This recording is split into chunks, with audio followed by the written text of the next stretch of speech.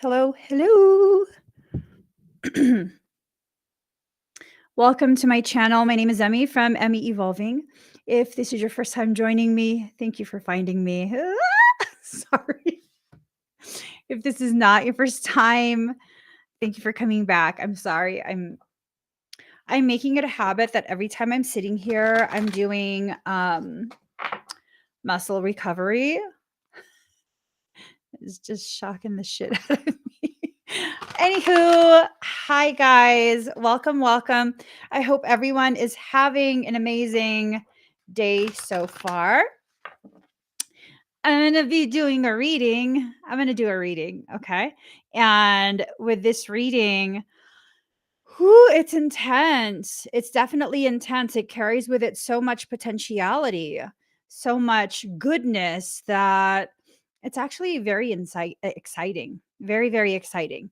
So, first and foremost, I just want to share kind of just a quick reminder. We are still doing the raffle. And with this raffle, it's an amazing opportunity to win a 2-hour meditative experience with me. You're going to have a custom track made for you, a musical track that is calibrated to your frequency. In addition to that, we're going to be doing a very intensive type of meditation. You'll have the opportunity and the time to ask me whatever questions you want.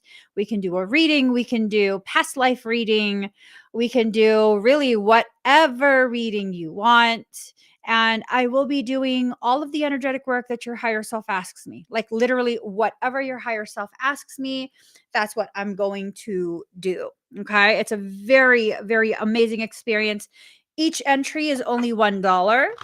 And I did some guesstimates, based on what I think the average person would be needing during this session, this meditative experience. This is an opportunity to win at least a $4,200 session. Okay. If you were to buy all of these things separately, it would be about $4,200 at its cheapest. Now, I'm definitely down to do even more work than just what's listed on my website. I'm just saying. So I also have a series that I'm doing. It's the Dear Emmy series. If you're struggling with some type of life circumstance and you just want to hear some of my input, this is an amazing opportunity as well. It's completely free. You just write in at soulworksynergistics.com/dear-Emmy. And you can get your question read while I'm live. Okay. This is an ongoing series that I'm doing. And my goal here is for anyone who's still a little too shy to, ask their question or even comment. Hopefully, someone will ask the question that you want to ask if you're too shy to ask it, and you'll get your answer as well. Okay. If you'd like to have a private session with me, a full on private session, I do all sorts of different morphogenetic work. You can go to soulworksynergistics.com/Emmy-services. That will take you straight to my services menu where you can see everything that I offer to the general public. If you'd like to help me build the actual sanctuary campus, this is where you go, soulworksynergistics.com/sanctuary. Y'all already know. And if you don't know, now you do. This physical campus, this soul sanctuary that I have been dreaming of since I first became publicly visible, I'm actually going to push for it to come to fruition this year. All your donations to this specific fund is earmarked for whatever expenses we will incur to build on the 35 acres of land that I am gifting to Soulwork Synergistics. 35 acres that we can turn into a sanctuary for all souls. I'm just saying, y'all, if you want to be part of that, if you want to help with that, soulworksynergistics.com/sanctuary. So, getting back on track, I asked what this reading was going to be about today, and this is intense. What you've been waiting for is about to arrive. I love that. I love that. You have no idea how much I love that. Sometimes the things that we wait for, we get this. I was talking to someone significant for me the other day, and I was, mentioning some of the the visions that I've had of different potentialities for, my personal journey, my personal, um, I guess, future. And he had said something that I needed to be reminded of. Sometimes we get so caught up in our perception. Oops. Oh, yeah. Okay, I'm gonna leave this right here. Sometimes we get so caught up in the perception of how things are supposed to play out that we actually create and entrap ourselves in a consciousness trap. And this is what he was kind of mentioning, the whole consciousness trap. It was just a quick mention, but it definitely helped me to recognize some of the things that I'm doing, and oops. And the beautiful thing is, he had said it might not even play out or meant to be played out in the way that you've seen. And now I'm like, oh my God, I think I understand. Whew. Oh my goodness. Oh my goodness. Because I'm seeing it play out in a different way. Um, Sometimes we have all the components we need right in front of us, but we don't recognize those components for what they are for, right? What they are. And so we think that things are going to play out in some other way, but in reality, it's not. It's not, because we are mislabeling some of the components. So now we're going to kind of just go through and see, has our perception been accurate, or are we headed down a different pathway, right? Are we headed down some other thing, pathway, space that's going to completely redefine what we thought was already defined? I'm just saying. I'm just saying. Okay. Here we go. Ooh, playfulness. Now, life and your soul is being very, very playful with you as of late. Okay. This playfulness has a lot to do with those of us who have taken life and everything about life just far too seriously. If y'all can do me a favor, if you're watching from Facebook, please do share this out. I don't know. I don't know what's going on, but please do share this out really quick. Send it to the people that you think would benefit. I'm not sure. I'm not sure. That makes me a little nervous, but I'm not sure. I'm feeling like there is someone who needs to hear this, and one of you know who that is. Maybe it's several people. We'll see. Oh, I'm so butterfingery today. It's ridiculous. All right. So, control. What are you trying to control about your journey, about your life? Is it something that needs to be controlled? Or is it something that's more like you try to control it because you're afraid what happens if you don't have control? You try to create a situation where you have the illusion of being able to control the way this is going to play out. Like if you put enough effort into it, if you do this enough, if you do that enough, if you blah, blah, blah enough, you know, I don't know. I don't know. There's a little bit of an imbalance in the energies there. There's a little bit of an imbalance in that submit and control dynamic between the self and the soul. There are some things that are delayed. The outcome is delayed simply because, in that moment of frustration, in that moment of maybe feeling like helpless, maybe even to the point of hopeless, what's happening is where our ego-based decisions are being broken down. Now, having ego-based decisions does not necessarily mean you're this egomaniac and you think you're better than everyone, and all of these other different ways in which we assume ego expresses itself. For me personally, I do have some ego problems at times, not all the time, but sometimes. And when I'm going through an ego-based issue, struggle, it's not what people think. I don't suddenly think I'm better than everyone. No, no. It's actually quite the opposite, right? Like, I guess my dyslexia really kicks in that moment. And my ego based issue has a lot to do with making myself feel so much smaller than I actually am, reducing my sense of self importance, feeling like what I have to say, my perception, my opinions, that's not valued and it's not valuable. Okay. That the reason it's not valued by other people is because it's not valuable. And that's just not true. It's not true. And then sometimes I have to remind myself this, like, girl, you're just having a little bit of an ego thing right now. It's not that no one values what you have to say. It's not that you're just full of it, and I have to get myself back on track.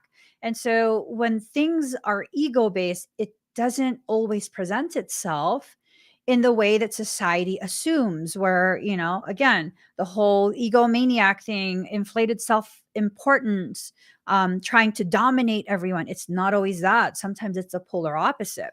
So this need for control for this reading, it feels like it comes from this place of trying to be as prepared as possible for every single type of potential harm or threat. I wonder if for some of us at some point in our life, maybe way early on, something happened and we feel very disempowered by it.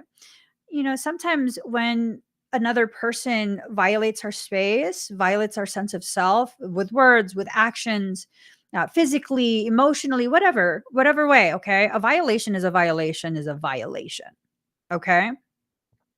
And sometimes when someone else violates our sovereignty, our sacred space, although we logically process it and we move forward from it, like intellectually, emotionally we never actually processed it. Okay. And here's the thing, this is what I've learned for myself personally. I've learned that until you have enough logical experience, you will not have the proper and necessary capacity to process the emotional experience. This is why we develop logically, analytically, much faster and much sooner than we do emotionally. Okay? Logically, I guess you could even say I'm very advanced. Emotionally, I mean, I'm we hitting about 5 years old.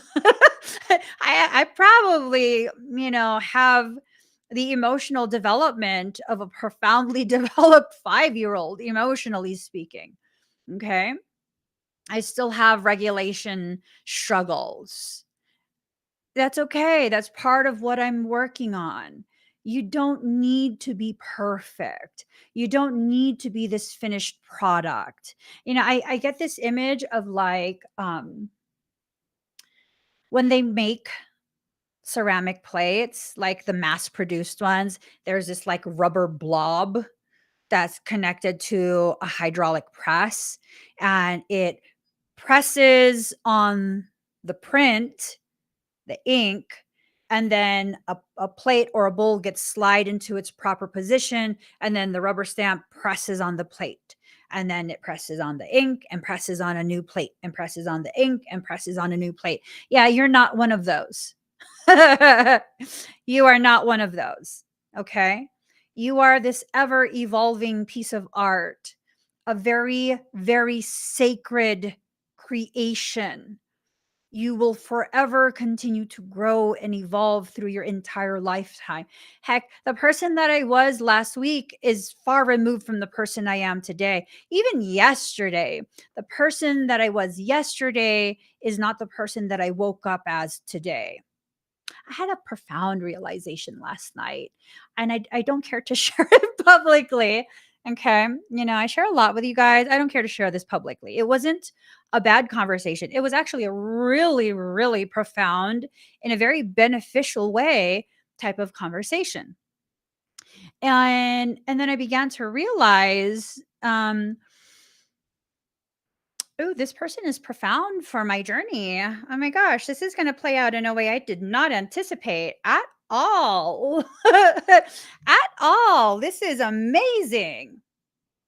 And that's the thing. Like, this realization is helping me to understand and better accept this one thing that I've really, really wanted for a very, very, very long time.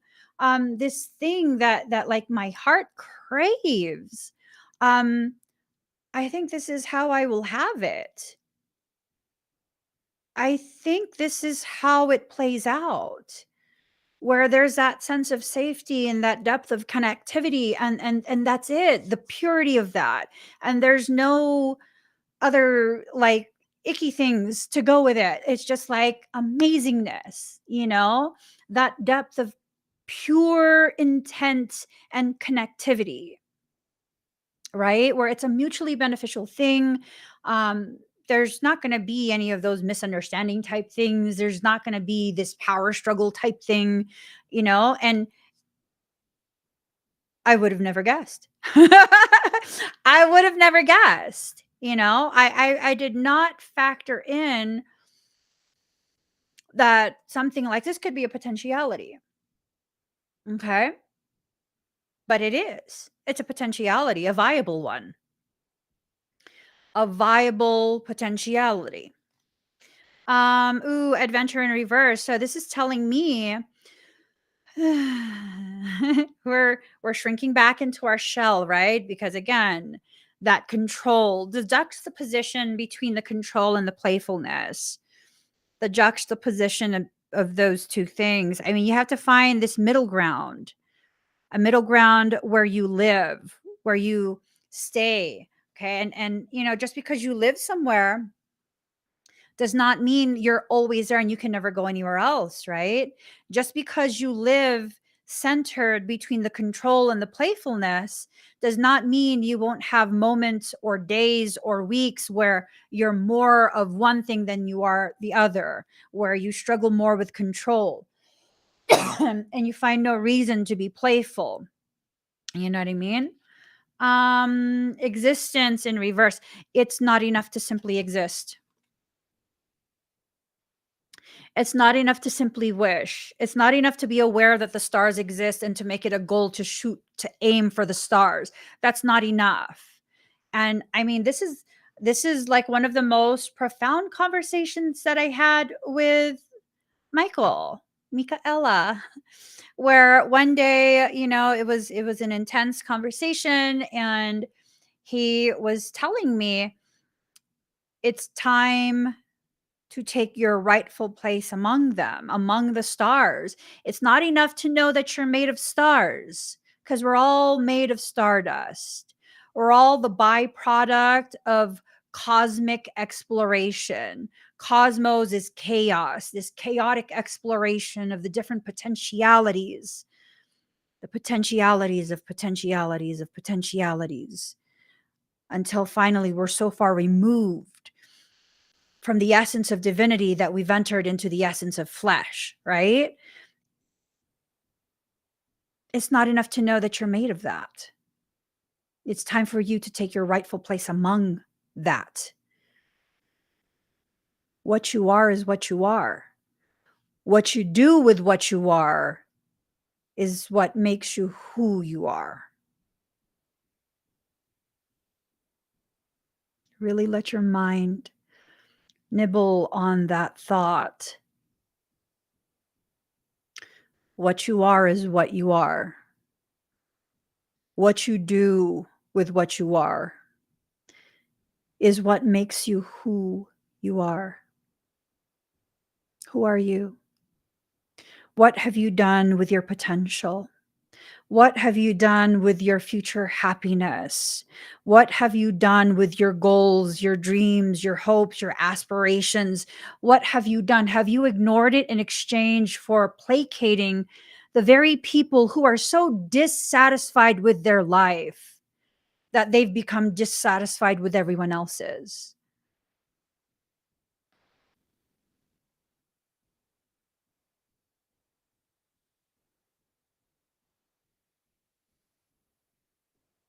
Right? Eliza says, oh, I said that. Michael says, no, you said that.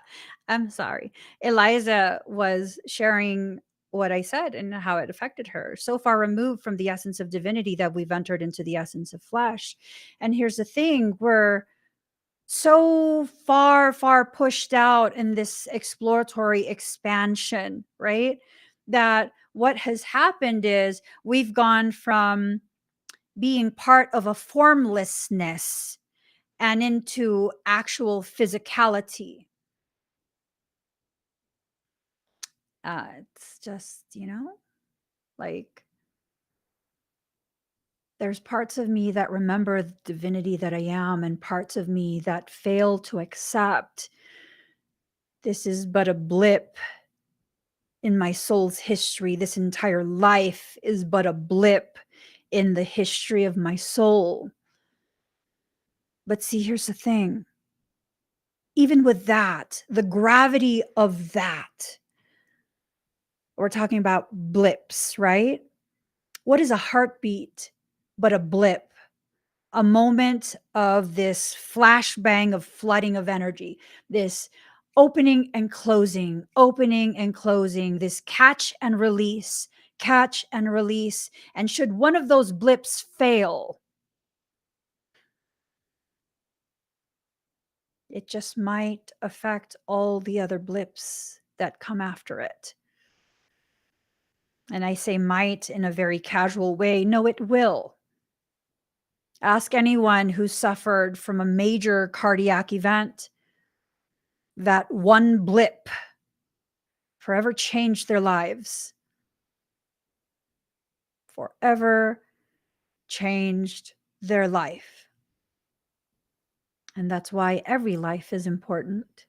Every life you live, every life that's being lived right now, it's important. It's important. You are important. What we do here is important. What we do here will affect what we do outside of here. And what we do outside of here is important. What you've been waiting for is about to arrive. And here's the thing, you've been waiting for this moment, waiting for this moment, waiting for this moment. I can't blame you, It's like, when is this going to happen? When is this going to happen?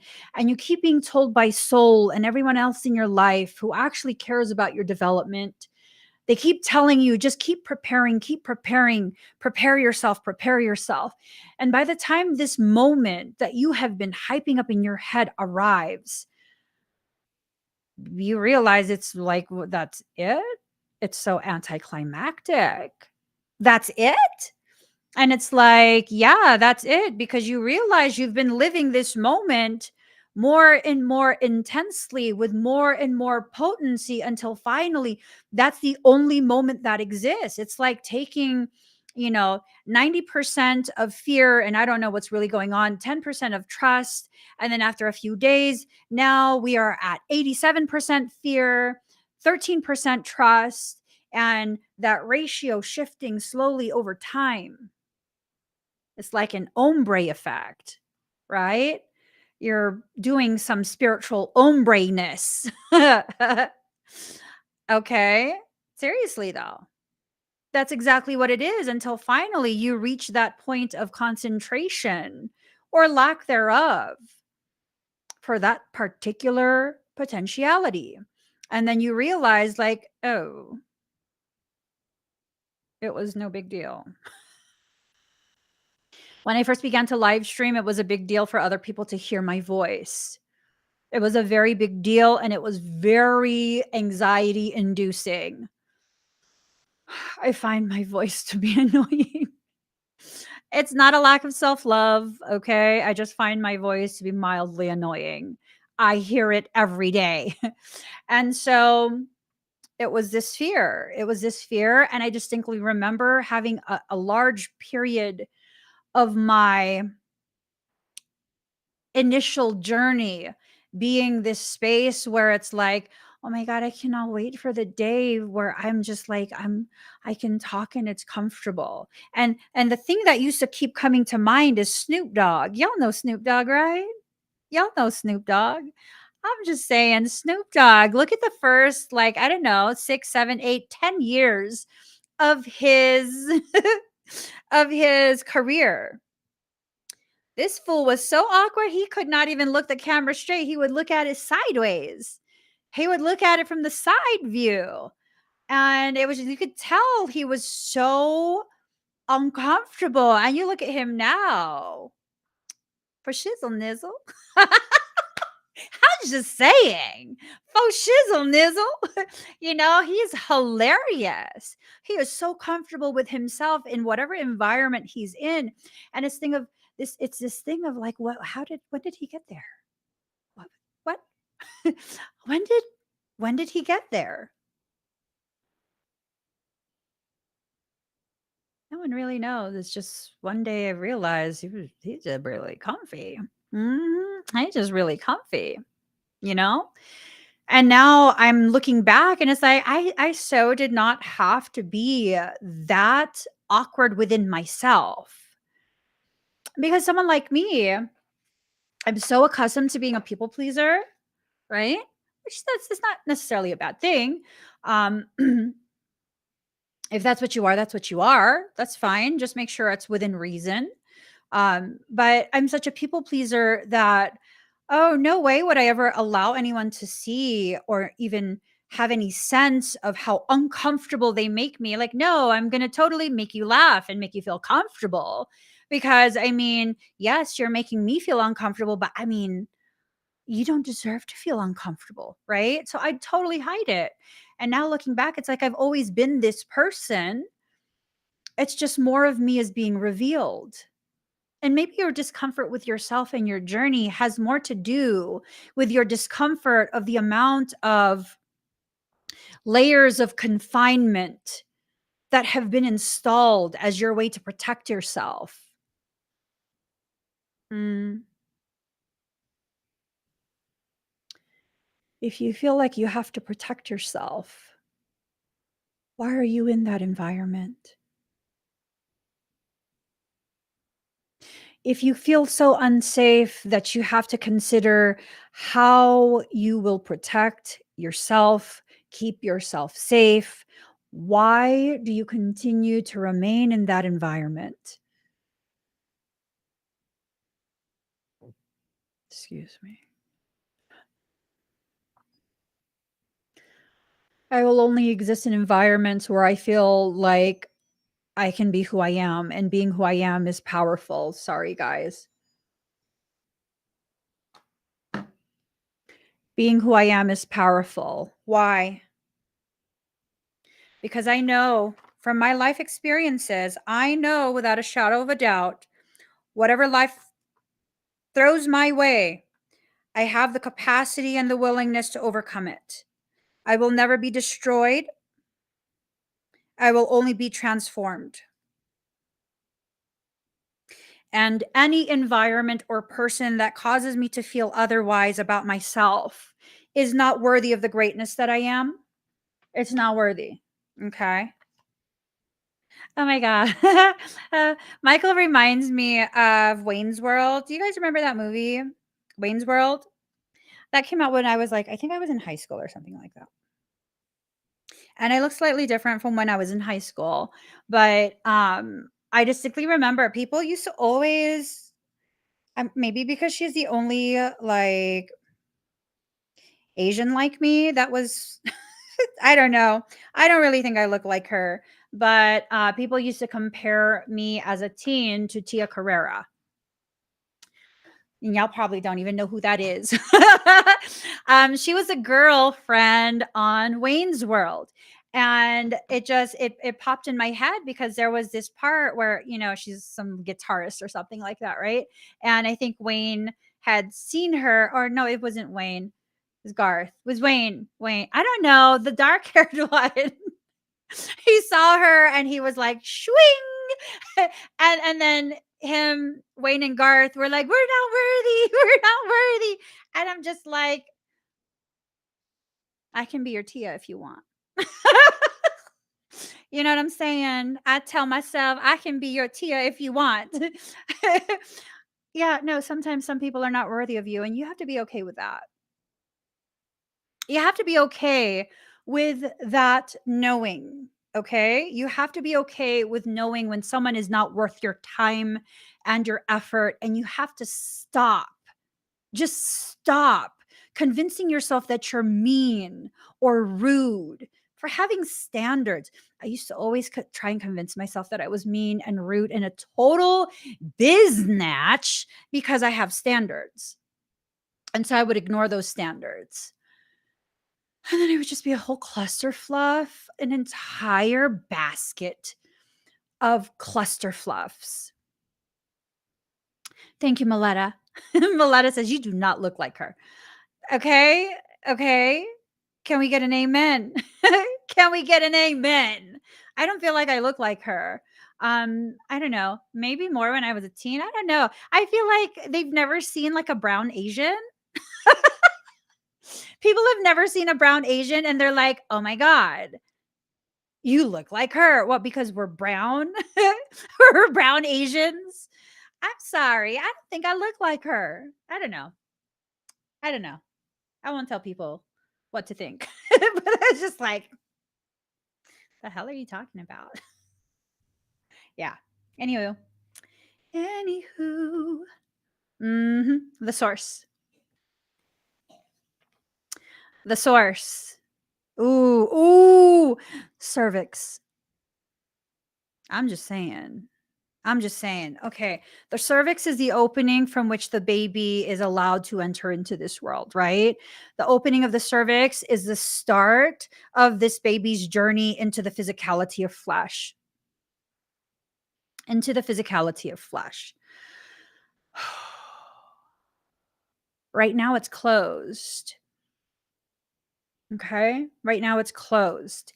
And with that, I'm wondering if it's closed because personal powers, so this looks like yellow, orange, and red. Yellow, orange, and red.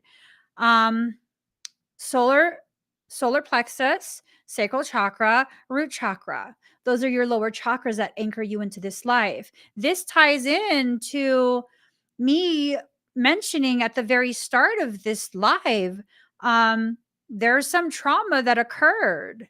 It affected your sense of personal power. It affected your sacral chakra. It affected your sense of surviving this life. And for some of us, when those types of things get affected, we will very much develop a thickened skin. Okay. We will also develop walls. We will build walls. We will become people pleasers sometimes. We will become overachievers. We will make ourselves super duper busy all the time. Hello. I just described myself to a T. Jesus, Mary, Joseph, the three wise men, the animals in the manger and the pasture, the little drummer boy, and the North Star. Holy moly. It's fine. I'm perfectly fine with calling myself out publicly, with recognizing these aspects of me that still exist within me, but are being nurtured now by the mother that I am. There is absolutely nothing in my life and my history that I need to be ashamed of.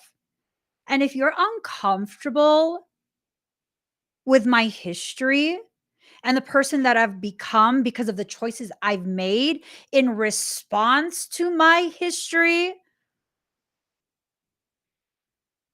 I can do a session for you. You can go to my website, emmyevolving.com, and go ahead and pick a session. Pick a session. and I'll help you figure yourself out, because I tell you, everything about my history and everything I've been through has helped me to begin the process of figuring myself out to the degree that now I actually love myself. And there's still room for more love to be developed between myself and my soul. Oh, my favorite poem. Hold on. I feel like I have to read this at during every single video. Hold on, let me find it. Neruda sonnet. Okay, love this. Especially this translation. Pablo Neruda, sonnet 17. I love Neruda. It's ridiculous. I don't love you as if you were a rose of salt, topaz, or arrow of carnations that propagate fire. I love you as one loves certain obscure things, secretly between the shadow and the soul. I love you as a plant that doesn't bloom but carries the light of those flowers hidden within itself. And thanks to your love, the tight aroma that arose from the earth lives dimly in my body. I love you without knowing how or when or from where. I love you directly without problems or pride. I love you like this because I don't know any other way to love except in this form in which I am not, nor are you. So close that your hand upon my chest is mine. So close that your eyes close with my dreams. I mean, could you imagine? Granted, Neruda wrote that beautiful sonnet, I believe, for his mistress, right? But could you imagine if the human was the mistress of the soul? Ooh, mm. What if that's your soul speaking to you? You know, what if? What if? What if? Now,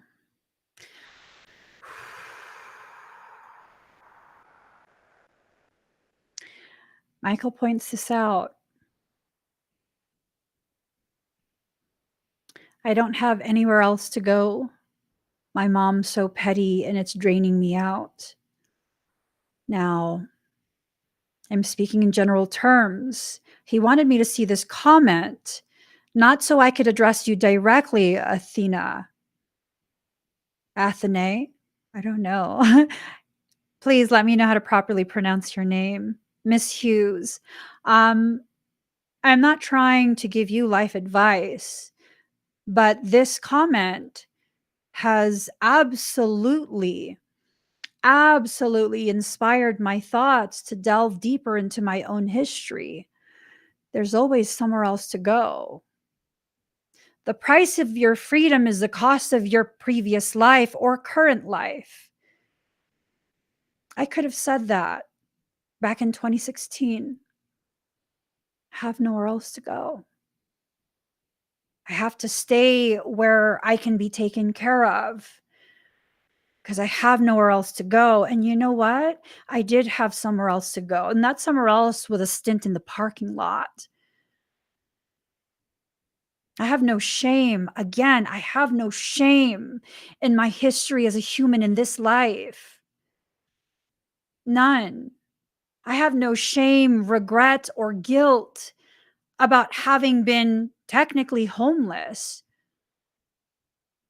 Granted, it was by choice, but it doesn't take away from the fact that I was homeless and transient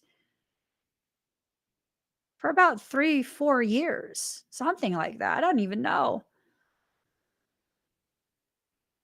There's always somewhere else to go. What price are you willing to pay for your peace? Because if you're not even willing to be inconvenienced, then maybe your peace is not that important to you. I was willing to pay the price to become who I am right now. And who I am right now is nowhere near who I'm destined to be. Who I am right now is still just a little fragment of who I'm still unfolding into. I'm not behind. I'm not advanced. I'm exactly where I need to be. Wherever I need to be is where I need to go. And if who I need to be, who I am becoming, requires of me to live in spaces that are just, society will shame you for this. For what? For surviving what humanity put me through? I mean, I'm just saying. I'm just saying. For what? I should be ashamed for finding my power within my passion within my power, for finally allowing myself to be publicly witnessed as I am. No hiding, no nothing. Are you kidding me? There's nothing I need to hide about myself or my life. That doesn't mean I'm going to share everything unless I feel like it. Because if I don't feel like it, I ain't going to do it. I don't need to people please anyone anymore. No. There will be people I will come across in this life who will inspire me to share more of myself than I'm willing to share publicly. That's okay. That's proper. No one gets to shame you into feeling you have to be a version of yourself that they dictate you have to be. Oh my God, there was this person who commented on my video. I saw it this morning. I have to share. It just tickled the hell out of me. I think I screenshot it. I'm pretty sure I screenshot it. No, I didn't. Dang, I have to go back. I have to screenshot it. There it is. I'm going to heart it. He says, he's an elder, if that is his picture. He's an elder, and I respect that. I respect his honesty. And he says, "You are brutal. You make an impact." I loved it. I was like, hey, I love it. There's nothing you need to be ashamed of in your life. Whatever has happened to you happened to further grow you, and you won't grow unless you choose to grow. So no, the people who have maligned you, the people who have committed atrocious malignancies against you, they are not to be given credit for your growth. It is only you who deserves that credit. So for all y'all, I will say it. It is Sunday. We're in church. For all y'all bitches. Ooh, that cleared some throat chakra. For all y'all bitches that thought you were going to break me and get me offline just because you were jealous and petty, a big whopping fuck you. You don't have that kind of power. And guess what? In my rebellion to your desires, not only am I here, I'm much more vocal. And I think that adds to my cuteness factor. I was totally joking about the last part, but I mean, hey. I'm just saying, okay? I might not be the prettiest, but I bet I got most personality. I'm just saying. I'm just saying. It's all good. We'll stop joking around. I have a lot of cards and I gotta get finished. Oh, nothingness. But see, it's in reverse. Okay. It's in reverse. Ooh, I'm saying. Sweet dreams are made of these. Who am I to disagree? Travel the world. Okay. The nothingness is being brought into wholeness, totality. So we went from nothingness to duality, and we're returning back to totality. And it's just beautiful. Integration in reverse. Some y'all mofos don't want to integrate stuff. Knock it off. Integrate it. Let it in. Let it in. Okay. Let it in. Just let it go all the way through. Be the swan and the eagle. I'm not some type of aviary person. Okay. I'm just not. I don't deal with raptors or any of that. They scare the shit out of me. I'm not joking. Birds scare me. They scare me. So here's the thing. I've always seen eagles just be very like skittish, like they'll fly away and they don't really want to interact. Swans, on the other hand, these fuckers, I swear to God, swans are mean as fuck. They're mean. They're mean. And y'all be thinking, like, oh, graceful like a swan. Ratchet ass birds, I swear to God. Ratchet ass birds. Swans are ratchet. I like it. That's not derogatory because I'm ratchet too. I self identify as ratchet. It's okay. It adds to my charm. You have to integrate your swan and your eagle. And for people like me, I have to integrate my swan, my eagle, and my velociraptor. Okay. My baby raptor. So, this is one of those things. Integrate all your parts, allow all the colors to come through. Okay. Yeah. See, Eliza says, I'm such a bird person, but I don't mess around with swans. I'm good. I'm good. Are you kidding me? Swans? Oh my God. I have a story. So I used to work security, right? I was like, I don't know, 18 or whatever. And I was working security, and the guys. So it was like some holiday, and they were going to have a holiday event in the mall. And they first, I think it was like Easter or something like that. Or was it Thanksgiving? I think it was Thanksgiving. And they wanted to stick me because I was smaller than all of them in the costume. I was like, I'm not going in no costume with your stank ass stale breath all permeated in the the freaking helmet. I'm not wearing that shit if someone else already wore it. I'm not wearing it. I don't care. For all I know, you have all sorts of like skin issues and shit. I don't want that on my skin.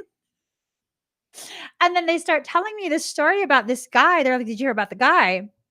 I'm like, what guy? And I guess he was like from PETA or whatever. I don't know. He's like an animal advocate, which is fine. That's not a bad thing. But he's an animal advocate, and he broke into some place where they were having like an event. And that place, I think it was for Thanksgiving. That place had a pet turkey.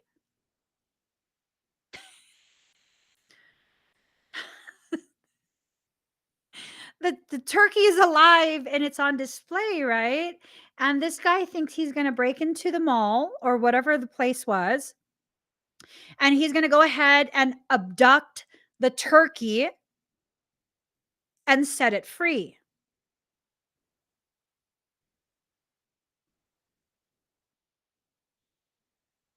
So he breaks into the building. He gets the turkey. He gets the turkey into his car. He's going to take off, right? Because it was like this success. Him in his car with a turkey. He was going to drive off into the sunset and release the turkey into the wild, like this turkey that was hand raised, okay? Only problem was he couldn't leave the parking lot because the turkey attacked him. It was like pecking his face. And in his panic, because the turkey wouldn't stop, turkeys are vicious mofos, y'all. They are vicious. The turkey wouldn't stop attacking him and his face. And what he ended up doing as a defensive measure, he broke the turkey's neck. He killed it.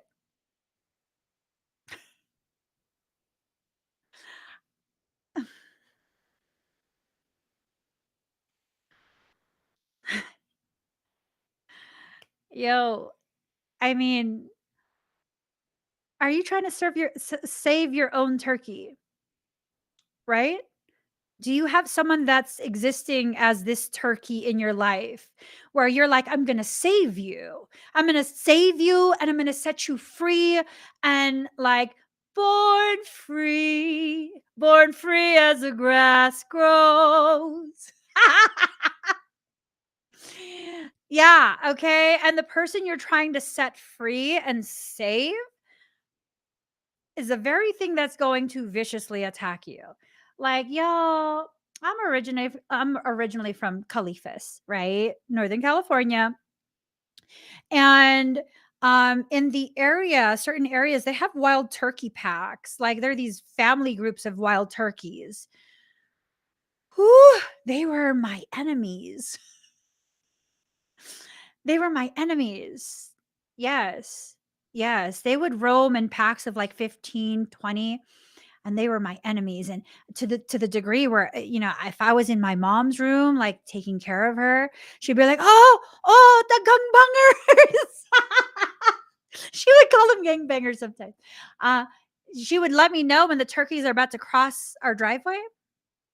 And so I would run outside, be like, cross the street. This is my sidewalk, because I didn't want them anywhere near the house. And then I remember one time I got really ballsy and I was like, I'm going to F you up, turkey. And then their leader, it was some like West Side Story action that was about to happen, because it stood in front of me and I was standing and I was like, whoa, wait, hey. And then I was moving and it was moving and I was moving. And it was like West Side Story. I'm telling you. It was like West Side Story up in there. And then like like that to me. And I was just like, don't come any closer. I had to throw my slipper. I almost lost my life that day. I had to throw my slipper, and all this his whole crew was across the street. They stopped walking. They stopped like they were all silent and they were all just watching like shit's about to go down. And then when I threw my slipper, then they all kind of like, oh, she's aggro. She's aggressive. We got an aggressive Asian on aisle 3. Aggressive Asian on aisle 3. So what these mofos did, and then I developed a healthy fear after this.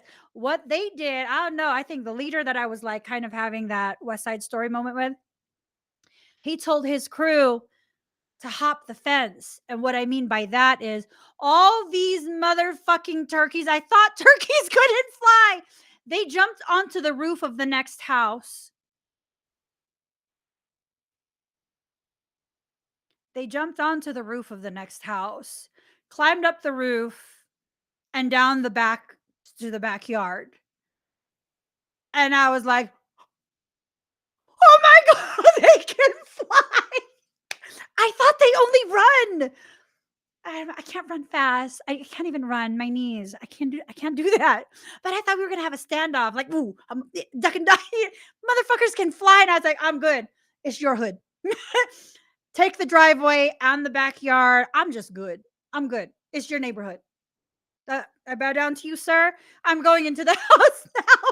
If you could just let me scooch by, I'll come back for my slipper when you and your people are done here. And then my mom, because she saw it all happen, she was like, ah. It's just like, yeah, ah. Sige, which means like, go ahead, go for it, do it. I was just like, no, I don't want to no more.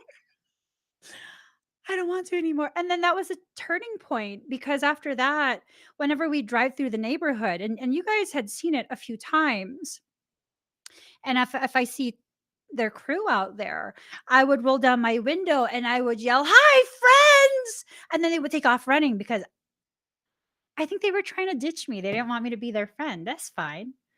That's fine. I'm accustomed to being ditched anyways. That's fine. So, anywho, patience in reverse. Like, you need to have patience with yourself. Whatever is happening in your life is something that needs to happen in order to bring your awareness to something else. I don't know what you need to be aware of, but what you've been waiting for is about to arrive. Possibilities in reverse. I think that means there's only one possibility here. For this specific thing, there's only one possibility: growth. There's only one possibility, and that possibility is growth. And whatever you choose to grow through is going to actually amplify your growth. Inner voice in reverse. So you're not even listening to yourself. What's going to happen if you don't listen to yourself? What's going to happen? Nothing. Nothing's going to happen. No growth, no ripening understanding, no nothing. Nothing's going to happen. Nothing. Absolutely nothing. And then we wonder why we feel so stagnant and so stuck in our lives, right? When you choose nothing, oh, Michael says, when you choose nothing, there's nothing. Nothingness. Guardian. You don't need a guardian. You don't need a guardian. You don't need to necessarily have protection and guidance in the way that you're being told you need by these spiritual leaders. Who decided they were leaders? Who?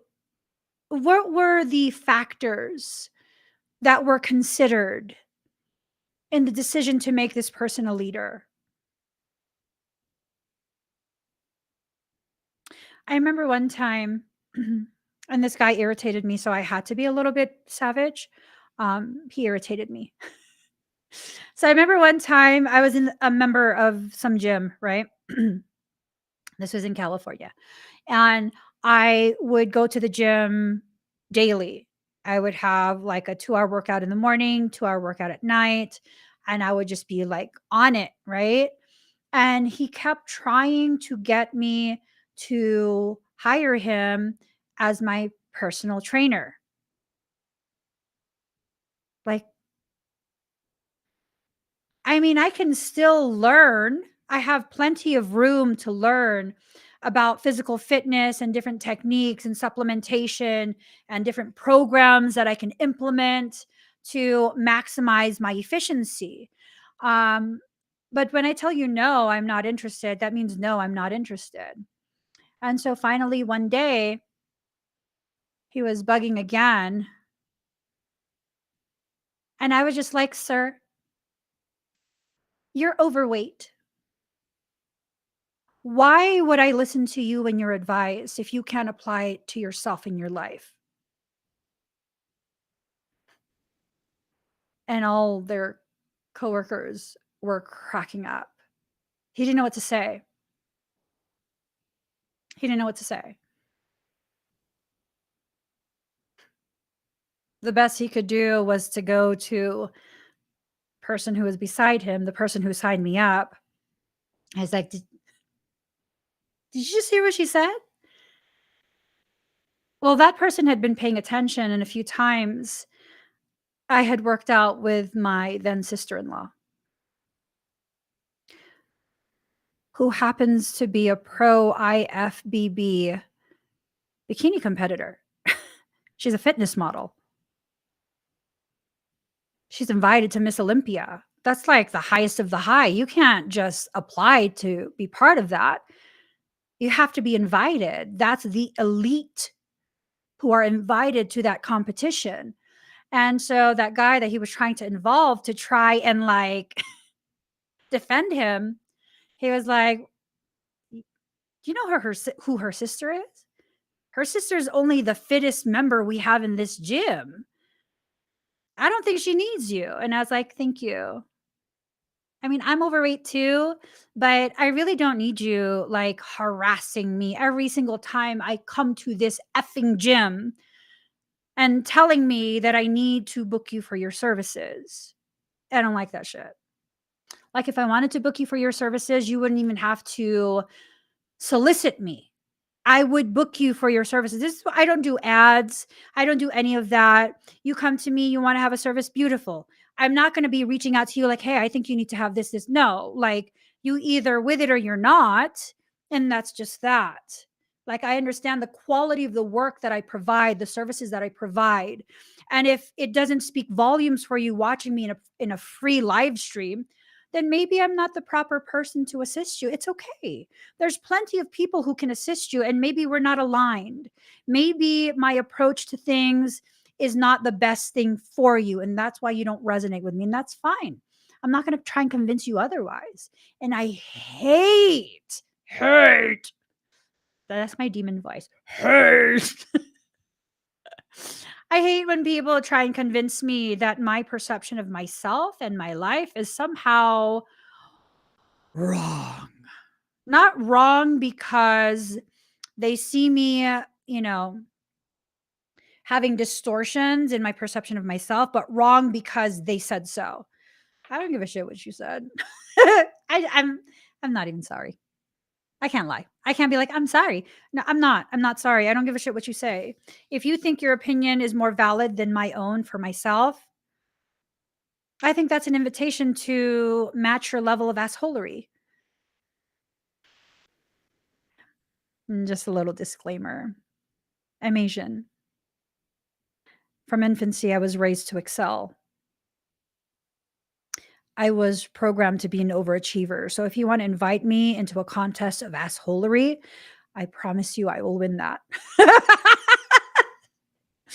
I suffer with perfectionism, and that should tell you if I choose to engage, that means I've already analyzed this situation and all of your potentialities and potential approaches, and I've determined every single time I will win. Game fucking on. I'm just saying. I'm just saying, you know, like that's just kind of how my brain functions. Most times I won't accept people's invitation to join them in assholery, but the few times that I do, I've already assessed I will beat you from every angle and spank you upside down. Do you still want to play? Just saying. I was just saying. You know, power in reverse. So guardian in reverse, power in reverse. Your guardian is being taken away because you need to get this fixed. You need to be right side up in your perception of how powerful you actually are within your life. Right. Right. Yes. Right. Ocean Lover says INFJ equals F around and find out on 2 feet with boobs. With boobs. Okay. Hearth, homecoming. I'm telling you, something's about to arrive. Something's about to arrive. this. This. I love it. I love it. I want you on my team. I'm saying, I might consider that. I might consider that. I'm just saying, you want to win? Okay. All right. But you got to want to win. Because if you don't want to win, it might not work. It might not work. Yeah. I'm telling you guys, there is a reason my husband has set some family rules. Some of the primary family rules are mommy does not play video games with any of the children. Another prominent family rule, mommy does not play board games with any of the children. Another primary rule, if we are to be broken up into teams, all of the smallest ones must be on mommy's team. Because mommy is going to win. Okay, so we lived on a farm for a little bit, right? One of the farms that we lived on, it was a couple acres, and so we went ahead and we bought they're like kids side by sides. They're like little cars. They're like little cars, little outdoor cars, right? And so we got a couple, and then we made a little like Mario Kart. It's supposed to be a goat farm, but we turned it into like a little Mario Kart like racetrack.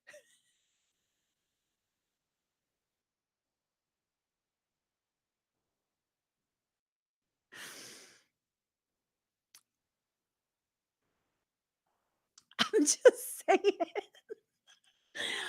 Yeah, no. They were like, "You're running us off the road, Mom.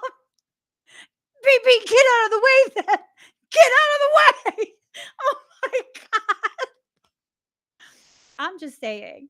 And then my littlest decided to ride with me, and he's like, "You're going too fast, Mommy. You're going too fast." I'm like, "You got your seatbelt on? Good. Just hold on to the seatbelt." Yeah. Hold on to the seatbelt. If we flip the car, hug yourself. I told him that. If you get scared, hug yourself tight. Hold your seatbelt and hug yourself. Because I mean, there was no roof to it. It's just a roll cage. And if we flip over, that was not the goal, but I'm just saying prepare for any potentialities, and that that's why I'm not allowed to play any games that involve any type of competition.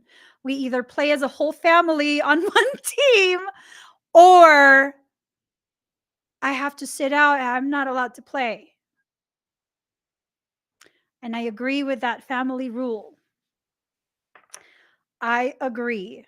I agree. That's one of the wisest rules that my husband has ever like enforced in our family. Those are really the only rules. don't don't don't play against your mom, and don't play games that will make your mom competitive. Those are the only rules. Literally. We don't do bedtime. We don't do any rules except for those. Those are the only rules. So that got me like that got me so pumped, because I remember one time like, oh my gosh. I remember one time I like I put in second gear and I hightailed it into the other quadrant because the acres were split up in quadrants. I hightailed it to the other quadrant, and then it looked like there was a pond there, like there was a hill and then a pond inside the hill. And I did a few laps, and I barely squeezed through the fence and the other fence. I barely squeezed through, right? And I was like, yeah, I was getting all hyped, like I can drift in this business. And at one point, like I made another lap around the pond, and then I had a thought of like, oh my God, what if I suddenly lose control and fall into the pond? And then I was like, this doesn't feel right. This doesn't feel right. And then eventually I got curious and I asked the owner what that pond is. Y'all, when you be living in mountain towns and there's acres, right? Like rural, they're most likely using septic tanks. They're most likely on a septic tank. They don't have, like city sewage. And so as part of the older regulations, I guess, um, they needed to determine an area of the property that could be the septic tank overflow. That's what the pond is. I was like, "What? What?" He goes, "You don't wanna swim in that." I was like, "Oh, shit. Really? Are you serious?" He goes, "Yeah, you don't wanna swim in that." So after that, I stopped driving around the pond because I was like, "I don't wanna fall in there. I don't wanna fall in there. I don't even want anything to splash onto me." That's just gross. That's gross. Spring. Spring in reverse. So this period, it's almost about to be summer, right? This period has gone kind of upside down for many of us. That's okay. It's because you refuse to cleanse out all of these things that you still hold on to. What are you holding on to? Memories, traumas, disappointments, negative things. You don't have to hold on to negative things with both hands. You can use one hand to kind of lovingly hold the negativity because you're not ready to let it go, and the other hand grasping firmly onto the potentialities, the positive, beneficial potentialities. But I mean, it's up to you. It is definitely up to you. Boundaries, you have to exert some. It's not enough to have boundaries, you have to enforce them as well. Boundaries that are not enforced are like lines in the sand. Okay? So I'm going to give you a fact of life. You take the good, you take the bad, you take them both, and there you have the facts of life. The facts of life. Oh, I'm old. There was a show that was called The Facts of Life. Anyways, I'm going to give you a fact of life really quick. Ready? So, no one has to respect your boundaries. Just because you have boundaries does not mean they will be honored by other people. If you want your boundaries to be honored, respected, you're going to have to be willing to like enforce them, right? You're going to have to be willing to enforce them. I shared a story about years ago when we first arrived in Colorado. Um, we first decided to make the move to Colorado, right? And we decided to take the kids to play it against sports over in Boulder. Yeah, we went to Boulder to play it against sports because we were going to try and look for some used children's snowshoes. We wanted to play in the snow. And some woman, we were all in our then minivan. We were in our Sienna, and she pulled into the parking stall on the driver's side in her big ass. I don't know if it was like an excursion or something. And she hit our car that was parked with us in it. With us in it. Boulder is something else, yo. Boulder is something else. And it was definitely this thing of, she was just being absolutely rotten. She was screaming at my husband. My husband can tolerate a lot. He really can, but I could see he was pissed. You hit his car. Okay? You hit his car. And so I got out of the car just to make sure that there's, that he stays calm.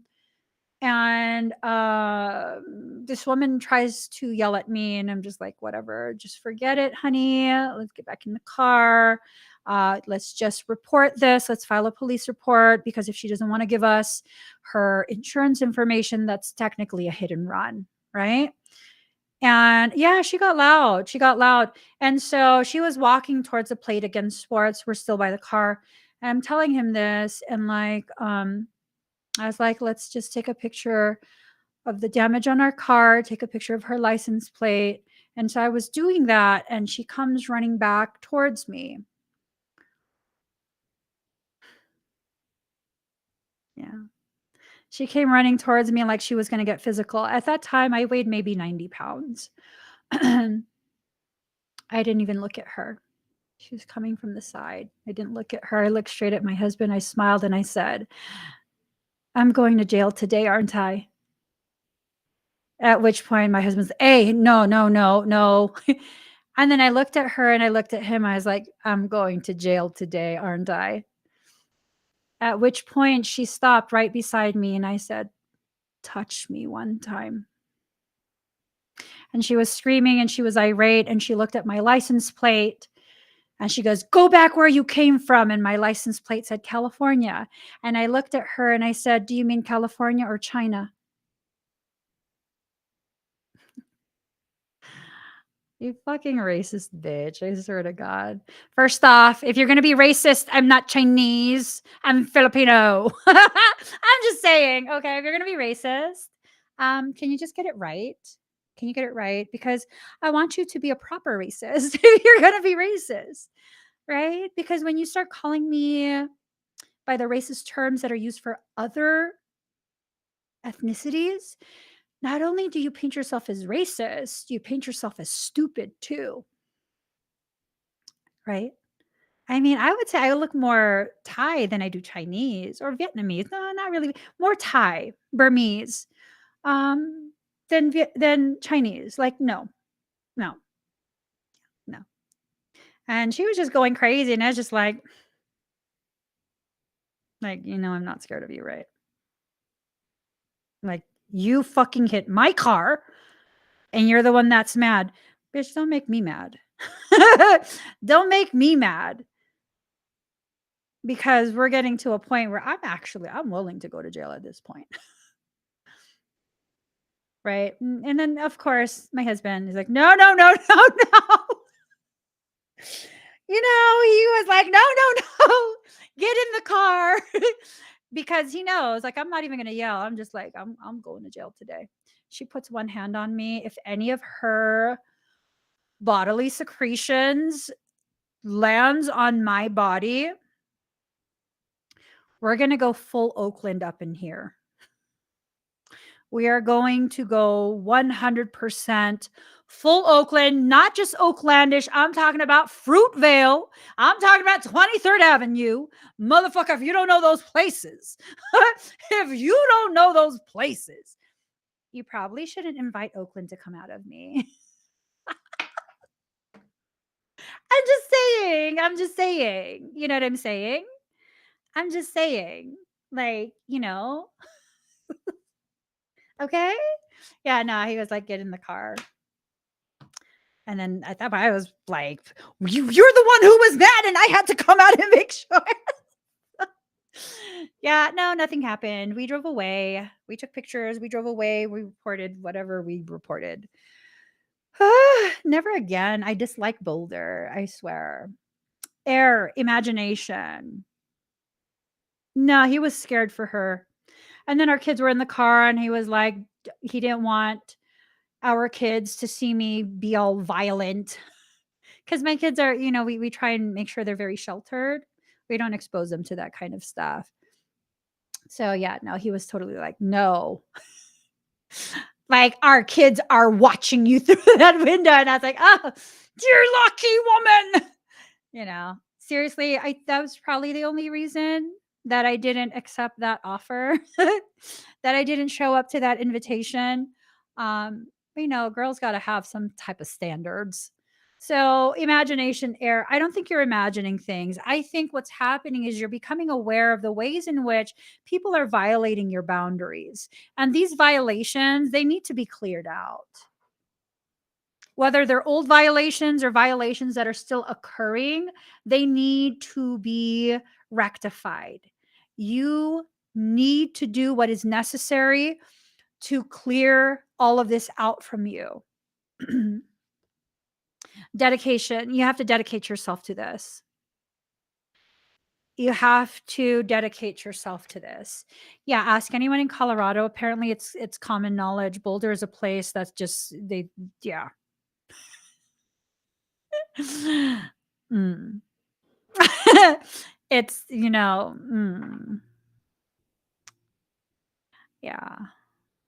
Mm. I found this amazing property. Um, it was gorgeous. It was totally my style. And I was like, yes, I would live here. And then I opened up the listing. I opened up the listing and I was like, oh, God, Boulder, like right there. Fuck that. I don't think so. I don't think so. I'm not gonna live there. Fuck that. Okay. Ooh. Okay, so here's the thing. So many of us are going, wait, what?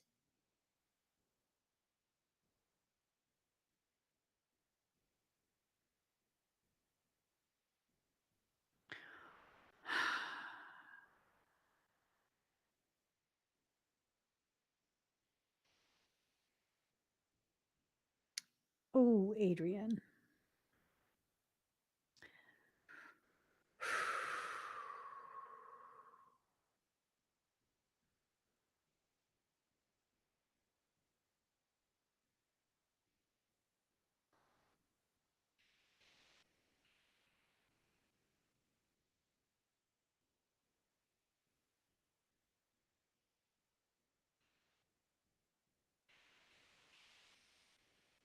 Or he just get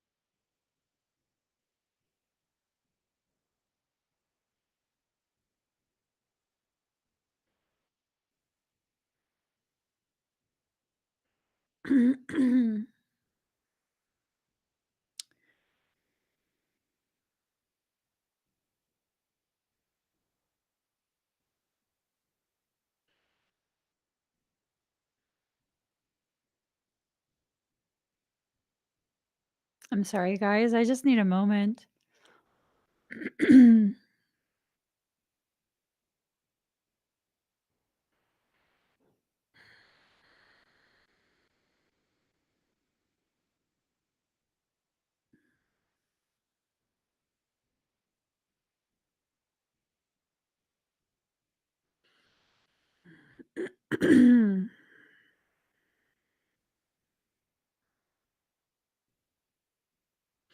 The world needs to be changed.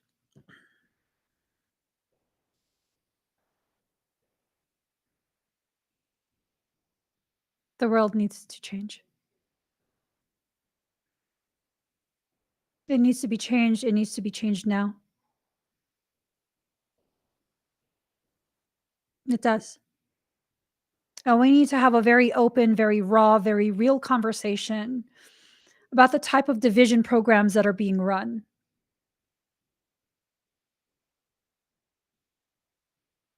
I remember one time I was in a grocery store and these 2 women were talking in front of me.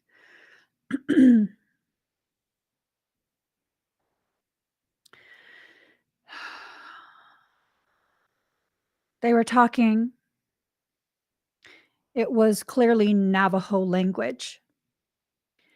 And the man in front of them, who was being helped by the cashier already, was irate.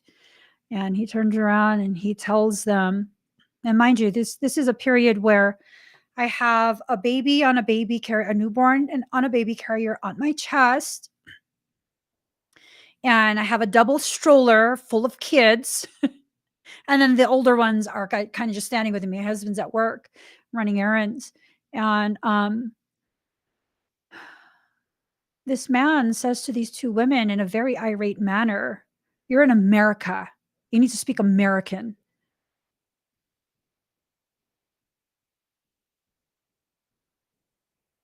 And they looked at each other and they turned around, they looked at me. I was like, "I'm sorry, what did he say?"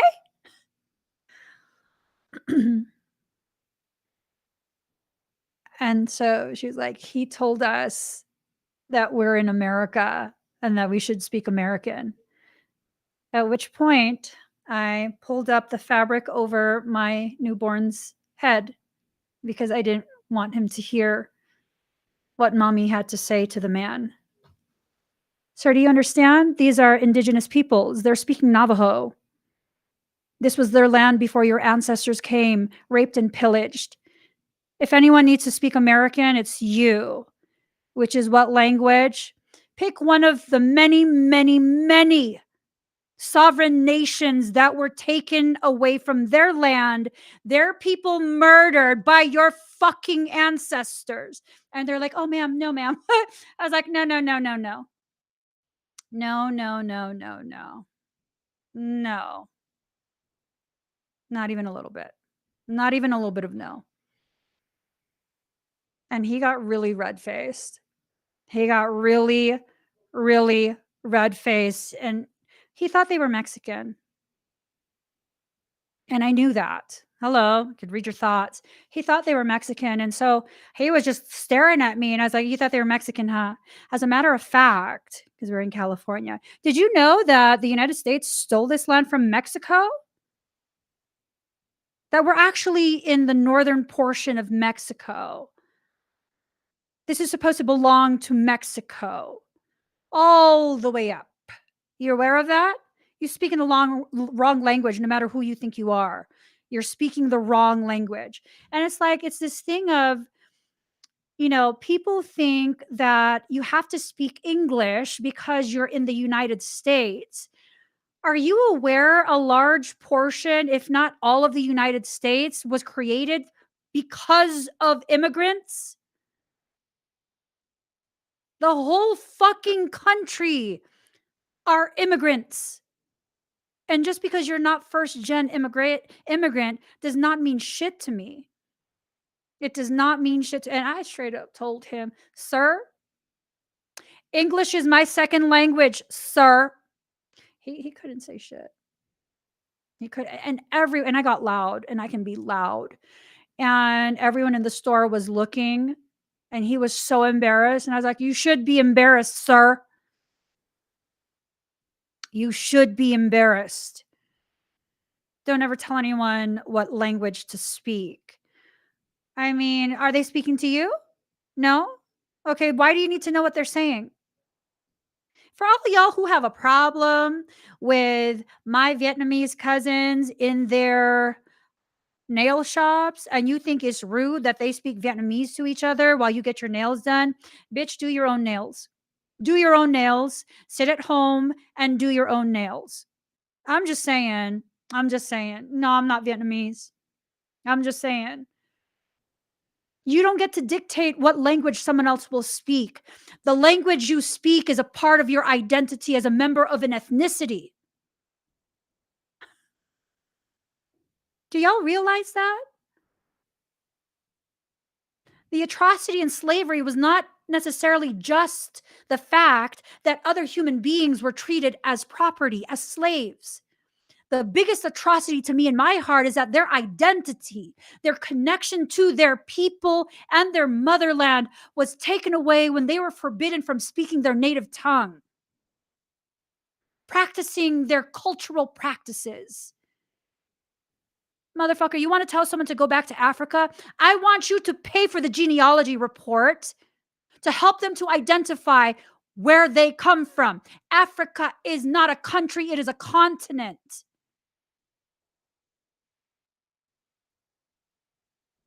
Like I said, this is don't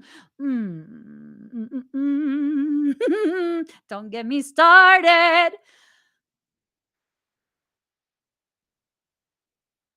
Don't get me started on that kind of shit for real. Don't get me started.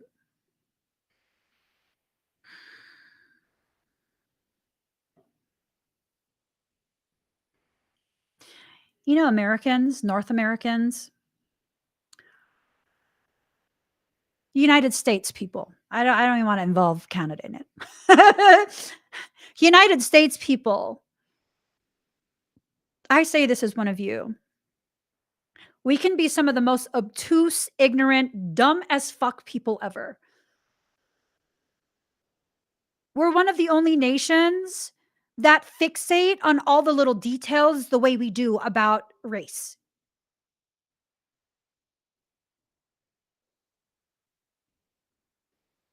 We are. We are. And then we think all the other nations need to be as fixated on our personal toxic beliefs as we are. Because why? Because why? Because why? Why do they have to be aware of our cultural practices here? The same practices that keep us separate as a nation. They don't need to be. We are quite possibly the only nation that doesn't make it a point to be multilingual. I'm trilingual. But being an American, I was shamed for speaking any other languages outside of English.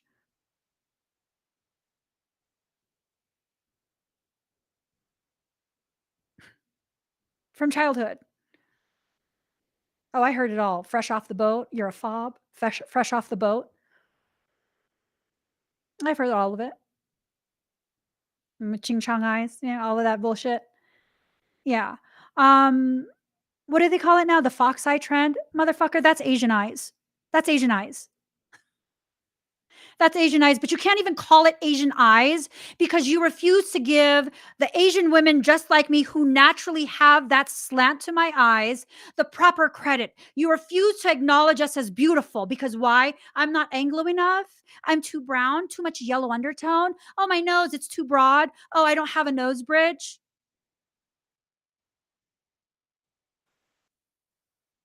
Yeah, you know what? No. Mm. Mm. I'm just saying. I'm just saying. But see, here's the thing, there's so many of us who are no longer willing to participate in these programs, in that toxic paradigm. But we're not allowed to talk about it because if we talk about it and have real empowering type conversations about it, oh, you're racist. Let me define racism for you. It's when you don't like a person because of the fact that they are from a specific ethnic group. It is not because their opinions and perceptions differ from yours. Get that shit right. If I'm going to like you, it's because I like you. If I'm not going to like you, it's because I don't like you. Got nothing to do with race. An asshole is an asshole is an asshole.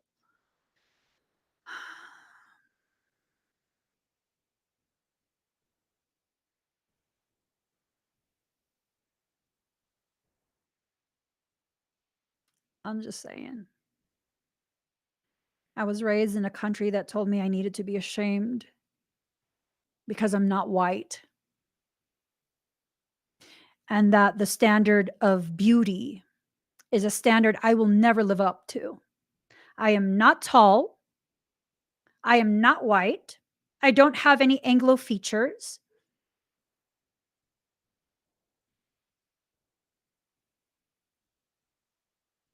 Hair is not blonde. My eyes are dark, but I'm fucking beautiful. And I don't need you to give me credit for the fact that you covet what I was born with. It's okay. I don't need you to validate the fact that I know I'm beautiful. Hey, I understand I'm not everyone's cup of tea, but honey, not everyone has good taste either. I'm just saying. I'm just saying. I'm just saying. It's okay for us to fall in love with our own features. It is okay for us to not covet the features of other ethnicities, other peoples. It's okay for us to be absolutely okay with who we are in this moment as we are. It is okay. It's okay for us to not even agree. We can experience diversity in perception with no disrespect to each other. We can establish that and sustain it. That's not a hard thing to do. But when you start allowing all of these old programs that are being phased out anyways to continue to rule your perception in your life,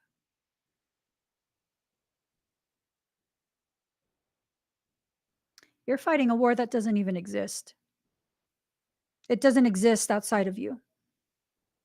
It just doesn't. It does not exist outside of you. What you're witnessing is a projection of your own insecurities about the loss of that internal war.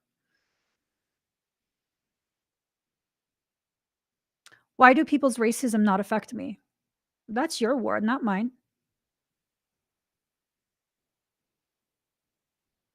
That's your war, not mine. I don't need to involve myself in that.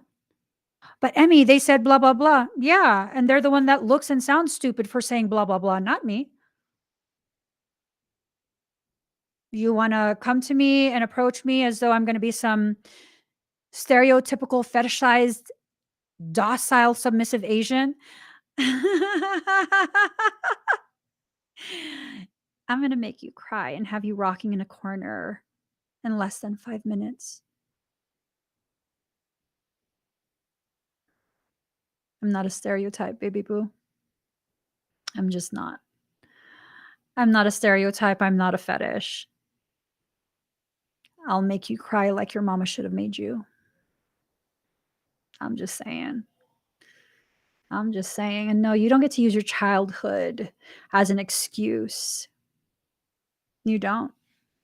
The moment you have grown enough to begin being logical about how your childhood is the very thing that fractured you and made you broken, and that's why you behave the way you do, that's the moment you're old enough to take your own responsibilities for your own decisions, your own actions, your own behaviors, your own words. Fuck out of here with that shit. I don't give a shit how your mom and your dad failed you. If you're going to continue to choose to be a failure in life by not properly integrating with the rest of the human race, that's on you, baby boo. That is on you. And that, ladies and gentlemen, is a feminine goddess high priestess.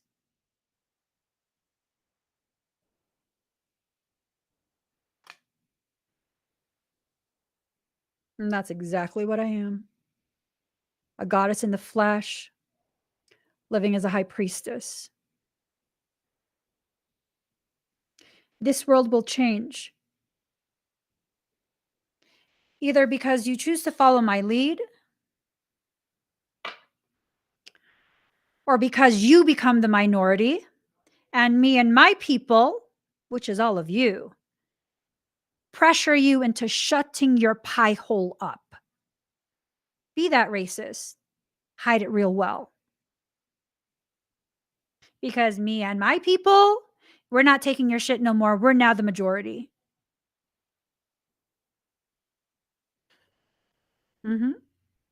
So you're either going to follow my lead, release all those old programs, coexist, co-create, uplift, empower yourself and others, or continue being who you are, but I promise you, we will shame you into submission. You can be that racist, but don't ever speak on it or act on it. Keep that real hidden like a nice family secret of yours. Okay? We don't want none of that out here. We don't want none of that out here. No. No. No. If I'm going to be honest, I don't even see people by their race. If I like you, you're automatically Filipino. I'm serious. If I like you, you're automatically Filipino. What? We're related somehow. What are you talking about? You're like, I mean, I'm not Filipino. I don't care. Don't say offensive things like that. You're Filipino to me now. Sit down. Let's eat. I'm just saying. I'm just saying. If we don't comply, what's going to happen? What's going to happen if I don't comply? If I don't comply with your social standards, what is going to happen? Hmm? Not a damn thing. That's what. Let's keep it moving. Communication in reverse. There's no proper communication being had. Mirrored souls in reverse. This is a letting go of this perception that only one soul can mirror yours. Oh, that brings me back to center and makes. I found another twin.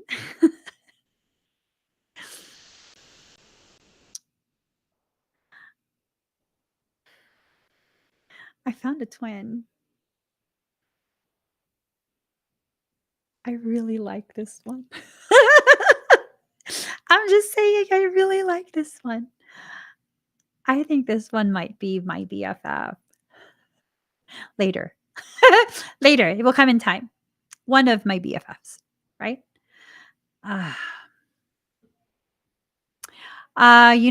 Unified diversity. Diversified unity. Yeah. I was talking about that before. I don't know. I think healing wants to occur I think healing is waiting to be allowed into the center of you. And when you allow that, when you release your perceptions of who will help you heal, how they will help you heal, when they will help you heal, um, becomes a really beautiful thing. And without any expectations of any um, new discoveries about yourself, you can, gosh, so much change can occur. So much, so much change. I feel so much change is about to occur for me personally. Like all of that twin injury will be rectified, and the proper amount of healing in the proper places will be allowed to occur. Mm,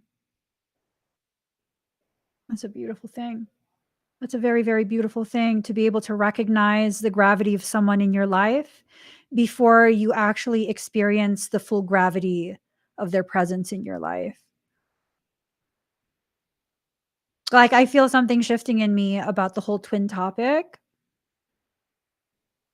Like, it feels like none of that needs to apply at this point.